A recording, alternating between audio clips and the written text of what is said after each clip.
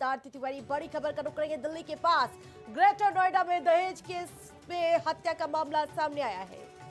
ससुराल वालों पर नवविवाहिता की हत्या का आरोप लगा है। दीपिका के शरीर पर चोट के कई निशान मिले हैं। बड़ी खबर, बड़ी जानकारी। पुलिस ने दीपिका के पति और ससुर को गिरफ्तार कर लिया है। दीपिका के शरीर पर कई चोट के निशान मिले हैं। उत्तर प्रदेश के ग्रेटर नोएडा में दहेज उत्पीड़न से जुड़ी एक महिला की संदिग्ध मौत का जो मामला है वो सामने आया है। इकोटेक 3 थाना क्षेत्र में एक महिला द्वारा घर की छत से कूदकर कथित रूप से आत्महत्या किए जाने की सूचना मिली है और मृतका के परिजनों ने पति और ससुराल पक्ष पर दहेज के लिए प्रताड़ित करने का आरोप लगाया है। दीपिका के शरीर पर कई चोटें पाई गई हैं। आरोप ये लगाया गया है कि पुलिस ने मामले में एफआईआर दर्ज कर ली है। पति और यानी कि ससुर को गिरफ्तार कर लिया गया है और प्रशासन की ओर से क्या कुछ जानकारी दी जा रही है वो बयान सुनिए आप। थाना इकोटेक 3 में बीती रात यह सूचना प्राप्त हुई थी कि ग्राम जलपुरा में एक महिला जिसकी शादी 1.5 वर्ष पूर्व हुई थी, छत से कूदने से उसकी मृत्यु हो गई है। इस सूचना पर तत्काल पुलिस मौके पर पहुंचकर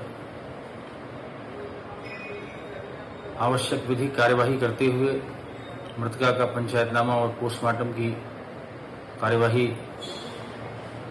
कराई जा रही है।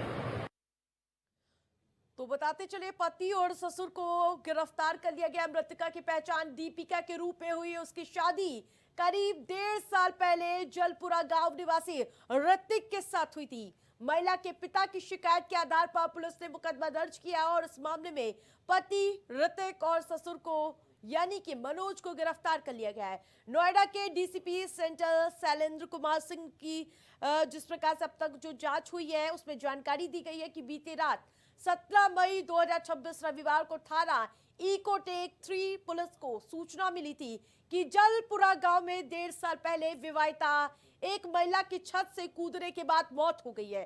सूचना मिलते ही पुलिस मौके पर पहुंची और उन्होंने कहा कि आवश्यक वैधानिक कार्रवाई की जा रही है, जिसमें पंचायतनामा भरने और पोस्टमार्टम की व्यवस्था शामिल है। मृतका के पिता संजय ने बताया है कि उनकी बेटी की शादी 11 दिसंबर 2024 को जलपुरा गांव निवासी मनोज के बेटे ऋतिक के साथ हुई थी। उनका यह आरोप है कि शादी के कुछ दिनों बाद से ही ससुराल पक्ष दहेज को लेकर उनकी बेटी को परेशान कर रहा था। उन्होंने कहा कि घटना से एक दिन पहले वो खुद बेटी के ससुराल गए थे और वहां बातचीत कर वहां से लौटे और उनके मुताबिक घर लौटने के करीब आधे घंटे बाद मनोज का फोन आया जिसमें बताया गया कि उनकी बेटी गिर गई है। उन्होंने पूछा क्या वो सीढ़ियों से गिरी है या फिर बाथरूम से, तो जवाब मिलता है कि वो छत से गिरी है और उसे शारदा अस्पताल ले जाया गया। संजय ने यह भी बताया कि जब वो अस्पताल पहुंचे तो उनकी बेटी मृत मिली है और उसके बाद उन्होंने पुलिस को सूचना दी। उन्होंने आरोप लगाया कि उनकी बेटी को दहेज के लिए प्रताड़ित किया जाता था। तो ग्रेटर नोएडा की एक और बेटी दहेज की भेंट चढ़ गई है। 1.5 साल पहले जिस घर में दीपिका की डोली उठी थी, आज वहीं से उसकी अर्थी निकली है। आरोप है कि शादी के बाद से ही दहेज के लिए दीपिका को प्रताड़ित किया जाता था। 1 करोड़ रुपए नगद और इसके अलावा फॉर्च्यूनर कार जैसी मांगों ने यानी कि लाखों रुपए पहले मांगे गए। फॉर्च्यूनर कार जैसी तमाम बड़ी डिमांड रखी गई और इन मांगों ने उसकी जिंदगी को नरक बना दिया था। अब दीपिका की संदिग्ध मौत ने पूरे इलाके को झकझोर दिया और शरीर पर चोटों के निशान कई सवाल खड़े कर रहे हैं। पिता का आरोप है कि बेटी को मार दिया गया। पुलिस ने पति और ससुर को फिलहाल गिरफ्तार कर लिया है, लेकिन सबसे बड़ा सवाल यही है कि आखिर दीपिका की मौत के पीछे का सच क्या है, आत्महत्या या फिर दहेज के नाम पर हत्या। सीधा रुक करेंगे मनीष जादव अपडेट के साथ हमारे साथ जुड़ चुके हैं। मनीष, इस पूरे मामले में ग्रेटर नोएडा की दीपिका को किसने मारा, ये सवाल लगातार अब उठने लगे हैं। अभी तक क्या कुछ सामने आया मामले में? है इसमें जो दीपिका थी उसके जो मायके वाले हैं, उसके पिता, उसके भाई, उसके चाचा, उन सभी का साफ आरोप है कि उनकी बेटी की हत्या की गई है। दहेज के लिए ससुराल वाले लगातार उसे प्रताड़ित कर रहे थे। सिर्फ 14 महीने पहले उसकी शादी हुई थी। दिसंबर 2024 में दीपिका की शादी हुई थी और उस दौरान उन्होंने पूरे मान सम्मान के साथ जो रस्म अदायगी की थी वो पूरा किया था और उनको फॉर्च्यूनर गाड़ी की अभी ये मांग कर रहे हैं, जब उन्हें स्कॉर्पियो गाड़ी दहेज में दी गई थी, 50 लाख से ज्यादा कैश दिया गया था। उसके अलावा जो भी घर के इस्तेमाल के सारे सामान होते वो सब कुछ दिए गए थे, गहने दिए गए थे। लेकिन उसके बावजूद जो दीपिका के ससुराल वाले थे वो लगातार दहेज के लिए उसे प्रताड़ित करते थे, परेशान करते थे। और कल जो दीपिका के मायके वाले हैं वो उनके घर गए थे, मिल के दीपिका से वापस आए हैं। उसकी थोड़ी देर बाद उन्हें जानकारी दी गई कि दीपिका घायल है, गिर गई है उसको, और अस्पताल बताया गया कि यहाँ अस्पताल में आप पहुंच जाइए, दीपिका गिरकर घायल हो गई है। जब घर वाले वहां पे पहुंचे तो दीपिका की मौत हो चुकी थी। जो दीपिका के चाचा हैं, उनके पिता हैं, उनका साफ आरोप है कि दीपिका के शरीर पर चोट के निशान थे, घाव थे और उनका ये भी कहना है कि दीपिका छत से गिरी नहीं है बल्कि उसे मारा गया है। दहेज के लिए ससुराल वालों ने उसकी हत्या कर दी है और अब दीपिका के जो मायके वाले हैं वो मांग कर रहे हैं कि जो ससुराल वाले हैं, उसमें ससुर सास, उसके जो पति हैं, उन सभी के खिलाफ कड़ी कार्रवाई होनी चाहिए। और इस मामले में पुलिस ने ग्रेटर नोएडा जो पुलिस है उसने मुकदमा दर्ज कर लिया है और जो आरोपी पति और ससुर है उन्हें गिरफ्तार कर लिया है। लेकिन जो ससुराल मायके वाले हैं उनका साफ कहना है कि अभी उनकी बेटी को इंसाफ नहीं मिला है। सिर्फ 14 महीने पहले ही उसकी शादी की गई थी। जिस घर में 14 महीने पहले शादी वाली खुशियां थी, मायके के लोग को ये लग रहा था कि उनकी बेटी की नई जीवन की शुरुआत हुई है, लेकिन सिर्फ 14 महीने में ही उनके नए जीवन का समाप्त हो गया। उनकी जो बेटी थी जिसको उन्होंने लाडो प्यार से पाला था उसकी अब मौत हो चुकी है और जो ससुराल वाले थे वो लगातार दहेज मांग कर रहे थे और उसी दहेज की भेंट दीपिका चढ़ गई है। बिल्कुल, ग्रेटर नोएडा की एक और बेटी दहेज की भेंट चढ़ती हुई नजर आ रही है, लेकिन प्रशासन की शुरुआती जांच में क्या कुछ जानकारी सामने आई है? देखिए, जो पुलिस ने शुरुआती जांच पड़ताल की है, अभी उसका पोस्टमार्टम कराया जा रहा है दीपिका के शव का। पुलिस का कहना है कि जो मायके वालों ने बताया है उसका और जो दीपिका के ससुराल वाले हैं उस आधार पे ससुराल दीपिका के मायके वालों के जो आरोप है उसके अनुसार मुकदमा दर्ज कर लिया गया है और पूरे मामले की जांच की जा रही है। दीपिका की मौत कैसे हुई, उसे छत से धकेला गया है, उससे पहले मारपीट की गई है, पहले भी उसको प्रताड़ित किया गया, पहले शरीर पर कितने चोट के निशान थे, ये सभी बातें पोस्टमार्टम रिपोर्ट से खुलासा होगा। और जो पुलिस के अधिकारी है, जो डीसीपी है ग्रेटर नोएडा का, उनका कहना है कि अभी पिता और जो ससुर है और उसके पति को गिरफ्तार कर लिया गया है। बिल्कुल, लेकिन जो बेबस पिता है वो कह रहा है मैं पहले ही कर्ज में डूबा हुआ नजर आ रहा हूं, लेकिन फॉर्च्यूनर कार की डिमांड करना, लाखों रुपए नकदी और पूरी तरह से बेबसी साफ जाहिर होती हुई नजर आ रही थी। बिल्कुल आरती, जैसे जो दीपिका के पिता हैं, उनके चाचा हैं, भाई हैं, परिवार के अन्य लोग हैं, वो सभी इस समय बेबस हैं, लाचार हैं। उनका ये कहना है कि उन्होंने कितने सालों तक बेटी को लाड प्यार से पाला, उसे पढ़ाया लिखाया, इस काबिल बनाया कि वो जिंदगी में आगे कुछ कर सके और काफी अरमानों के साथ कि बेटी की जिंदगी संवर जाएगी। उसकी शादी की गई और शादी के दौरान जो माँ बाप के अरमान थे उन्होंने अपनी हैसियत से ज्यादा, जो दीपिका के माता पिता हैं उनका कहना है कि उन्होंने अपनी हैसियत से ज्यादा शादी में दहेज दिया था और किसी भी तरह की उसे ससुराल वालों को कोई दिक्कत ना हो, परेशानी ना हो, वो आगे चलकर बेटी को किसी तरह से ताना न मारे कि दहेज नहीं रही हो। इस वजह से उन्होंने स्कॉर्पियो कार दी, नगद रुपए दिए थे, उसके साथ ही साथ गहने दिए थे, तमाम घर में इस्तेमाल करने वाले सारे सामान दिए थे ऐशो आराम के।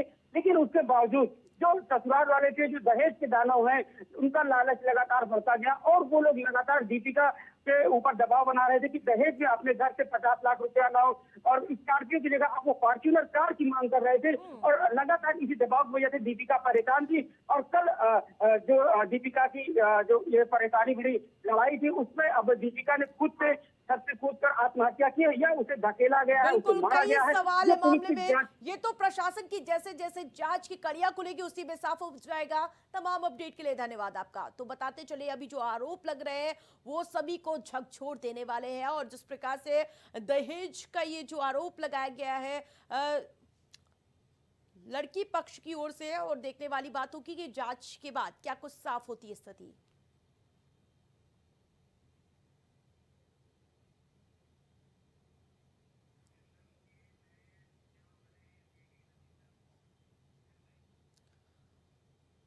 तो केरल में नई सरकार का शपथ ग्रहण हो चुका है। बड़ी खबर, बड़ी जानकारी, केरल के नए सीएम बने हैं वीडी सतीशन। तो प्रधानमंत्री नरेंद्र मोदी ने वीडी सतीशन को बधाई दी है।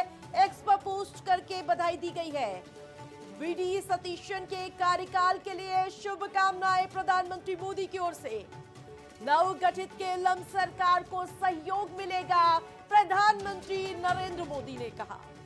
केरलम के नए सीएम बने हैं वीडी सतीशन। तो आज भव्य शपथ ग्रहण समारोह हुआ जिसमें राहुल गांधी, प्रियंका गांधी समेत कांग्रेस के राष्ट्रीय अध्यक्ष मल्लिकार्जुन खड़गे भी शामिल हुए थे। और अब प्रधानमंत्री मोदी ने नई सरकार को बधाई दी और कहा कि जो भी सहायता होगी वो हमारी ओर से पूरी की जाएगी। एक और बड़ी खबर का रुख करेंगे लखीमपुर से। बड़ी खबर, ईश्वरनगर सड़क हादसे में 10 लोगों की मौत। पीएम मोदी ने घटना पर दुख व्यक्त किया है।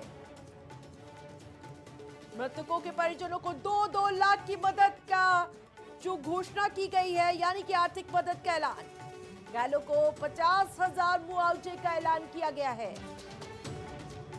तो दर्दनाक हादसा सामने आया। मुख्यमंत्री योगी आदित्यनाथ ने भी पूरे मामले का संज्ञान लिया था। त्वरित निर्देश दिए गए थे अधिकारियों को, राहत बचाव का कार्य में तेजी लाई है। उन सबके बीच प्रधानमंत्री मोदी ने भी इस पूरी घटना पर दुख प्रकट किया। छत्तीसगढ़ को मिली नई डायल 112 गाड़ियां। तो केंद्रीय गृह मंत्री अमित शाह ने हरी झंडी दिखाई है। रायपुर में अमित शाह ने डायल 112 रवाना की है। अमित शाह ने पुलिस वाहनों को दिखाई है हरी झंडी। तो आज छत्तीसगढ़ दौरे पर अमित शाह, नई डायल 112 गाड़ियों को इस दौरान रवाना किया।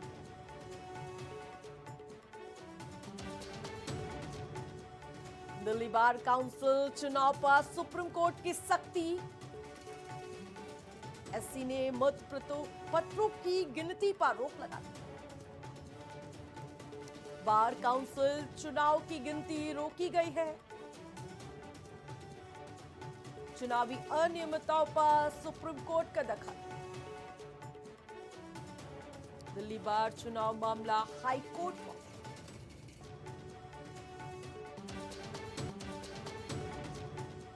यूपी मंत्री दानिश आजाद अंसारी का बड़ा बयान सामने आया है। मौलाना अरशद मदनी के बयान पर बयान देते हुए नजर आए। मुस्लिम समाज के लोगों को गुमराह कर रहे हैं। अरशद मदनी गुमराह करने की कोशिश कर रहे हैं।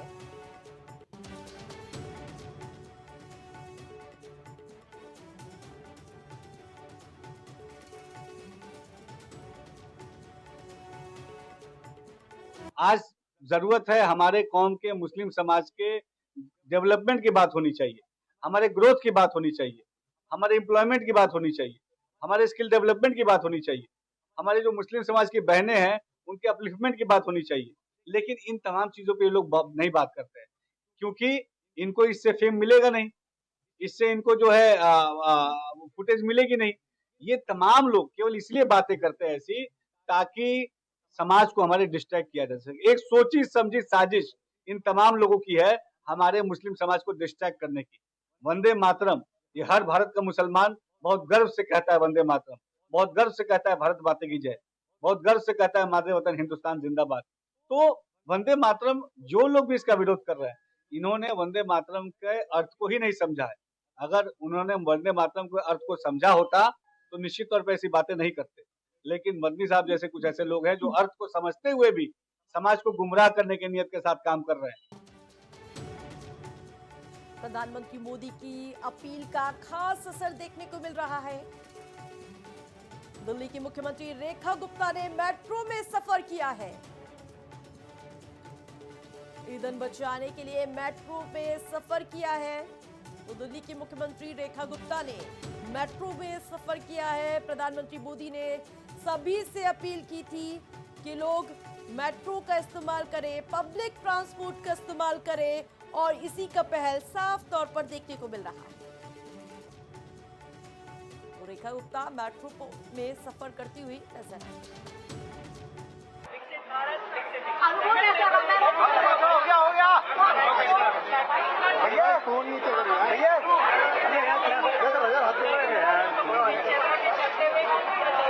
चलते हुए ये कोशिश करते हैं कि चलिए अपना प्राइवेट व्हीकल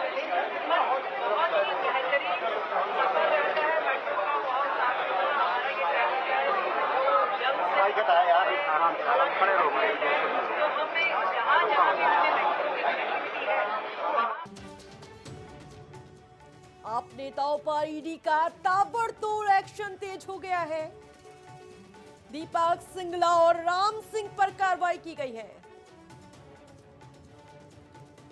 दिल्ली में घर दफ्तर पर ईडी का ताबड़तोड़ छापा। दिल्ली और गोवा के ठिकानों पर छापेमारी की कार्रवाई।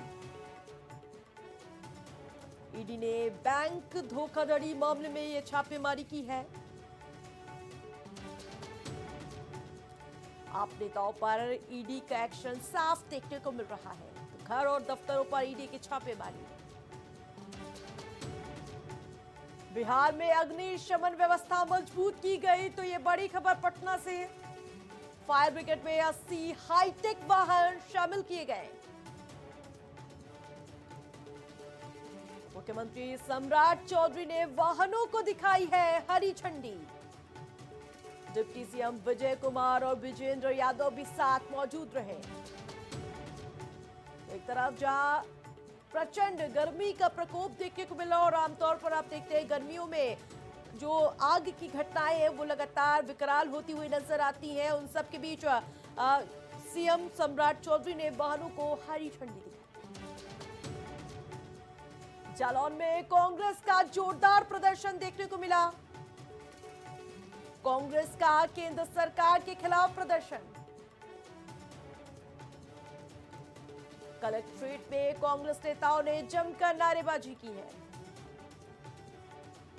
गैस और डीजल पेट्रोल के दाम बढ़ने पर जबरदस्त तरीके से प्रदर्शन। प्रदर्शनकारियों ने राष्ट्रपति के नाम ज्ञापन सौंपा है। कांग्रेस नेताओं ने डीएम को ज्ञापन सौंपा। उड़ई के कलेक्ट्रेट में कांग्रेस का जबरदस्त तरीके से प्रदर्शन। तो ये जोरदार प्रदर्शन कांग्रेस